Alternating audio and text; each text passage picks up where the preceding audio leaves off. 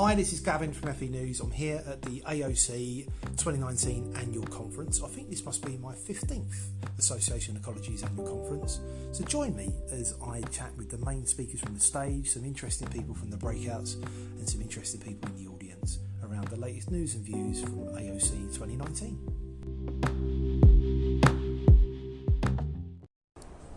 Hi, this is Gavin from FE News. I'm here at the Association of Colleges Annual Conference and I'm here with Mark Dawe from AELP.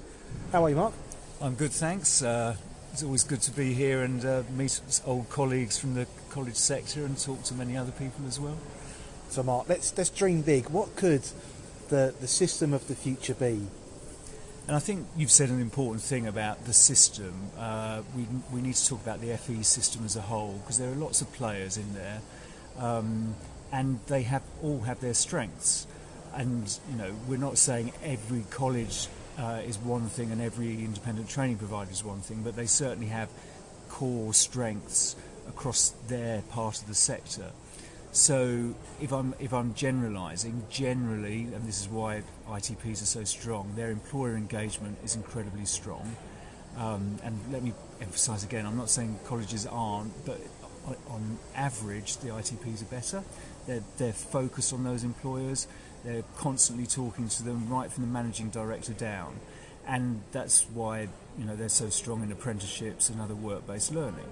You've got community providers who are right in the sort of the roots of community, finding the disengaged learner, getting those disengaged learners, very flexible, mobile in the way they deliver, as are the ITPs with employers. And then you've got the colleges, they're sort of iconic in each area in terms of big building, somewhere to go for full-time classroom-based learning in vocational, particularly 16 to 18, particularly those sort of foundation tiers up to level 2, particularly LLDD, those are really strong areas.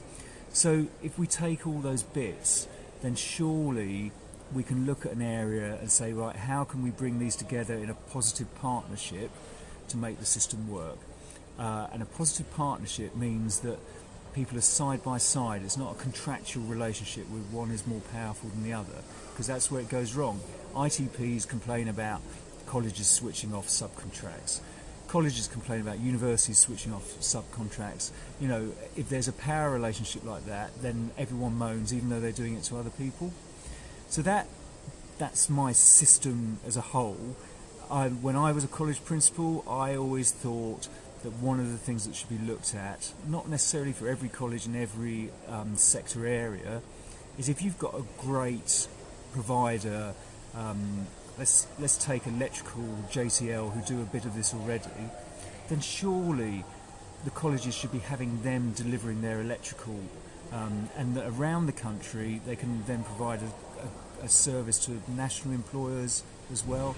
And every sector, you could have one or two big sort of quality providers, could be independent or colleges, delivering in those colleges. And that way,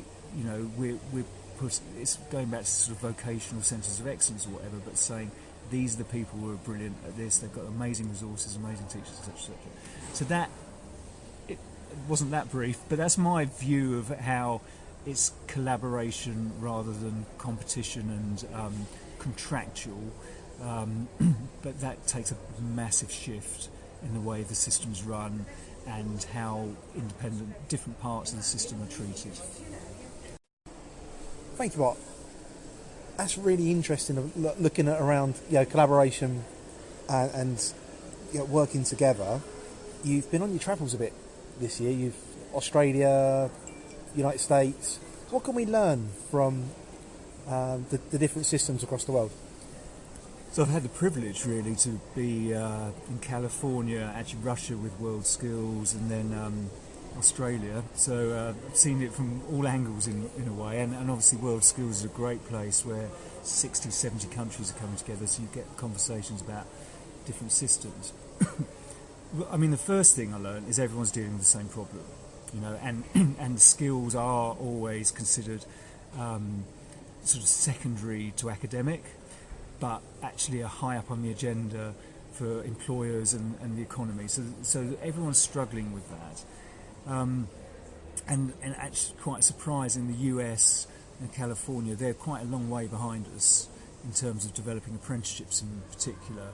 And very much sort of in the early days of planning a system, their funding systems with federal, state, and how that works is very complicated and different as well. So I think they learnt a lot from us, particularly around our standards, around the levy, things like that.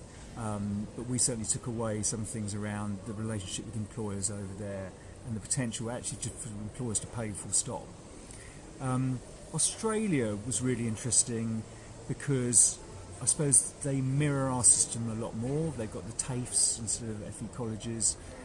They've got registered training providers like ITPs. The biggest thing I took away from Australia was the vocational delivery in schools. So it reminded me of the increased flexibility program that we had here, where schools were paid for a day a week to go to college, send kids to college. And when I was a principal of Oaklands, we were doing that, and we had hundreds in every week.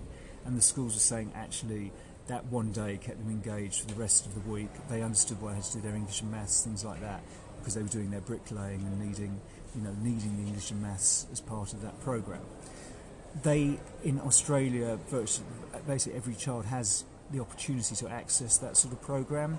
It's brought into the school often. And the other thing is, I was getting the feeling that was the best form of careers advice you could get, because all these children were going out to different employers, experiencing the workplace as part of their program, all coming back and talking to each other about their experiences. So not only was there some learning there, not only was it what they keep calling soft skills and I want to call meta skills, the key skills about work. They were getting those as well. It was engaging them in the rest of their curriculum, and it was giving them the best careers advice they could get. So to me, that was the big thing I took away. The other big thing in Australia is they don't have exam boards, assessment organisations. So each training provider issues a certificate. So there's a sort of set standard, but it's assessed by that training provider, and there's a bit of checking, but not really. And I think that's dangerous. I would say that having run an exam board, but actually to have a quality mechanism sitting over all providers, I think is quite important. So that was one we were giving to them in a sense, and I think there's opportunity there.